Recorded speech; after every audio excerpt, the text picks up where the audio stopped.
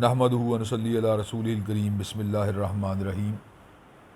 انما المؤمنون اخوہ۔ فلسطینی عوام ایک عرصہ دراز سے اسرائیل کے ظلم و تشدد کا نشانہ بنے ہوئے ہیں۔ اسرائیل ان کے خلاف ریاستی طاقت کا بے محابہ استعمال کر رہا ہے،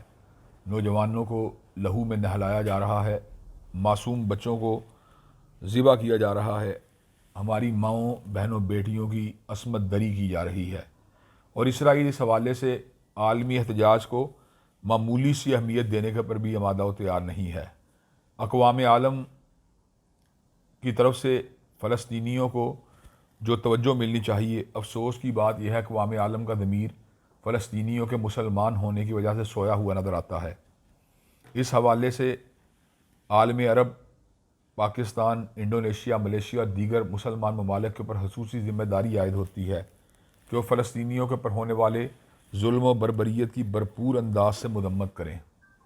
کچھ عرصے سے اس بات کا مشاہدہ کیا جا رہا ہے کہ اسرائیل کو تسلیم کرنے کے لیے غیر معمولی کوششیں بین الاقوامی سطح کے اوپر کی جا رہی ہیں، اور ان کاوشوں کے اندر بہت سے بااثر بیرون ملک مقیم پاکستانی بھی شامل ہیں۔ اس قسم کی کوئی بھی کاوش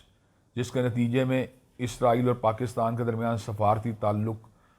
استوار ہوں، کسی بھی طور پر درست نہیں ہوگی، اور اس سے فلسطینیوں کی قربانیوں کی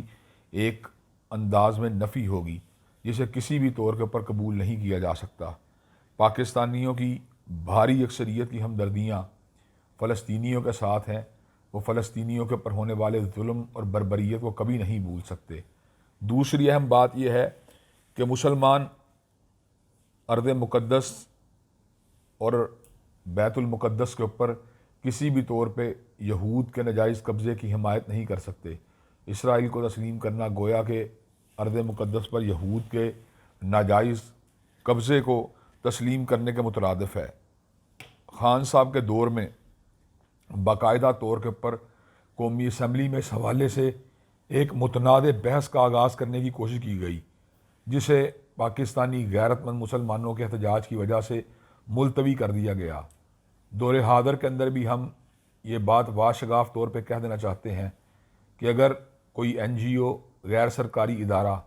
اپنے طور پر اس قسم کی کوشش کرے گا تو اس کو بھی مسترد کر دیا جائے گا، اور اگر حکومتی تائید اور ایما کے ساتھ اس قسم کی کوئی کاوش منظر عام کے اوپر آئی تو اس کا بھی ڈٹ کے مقابلہ کیا جائے گا۔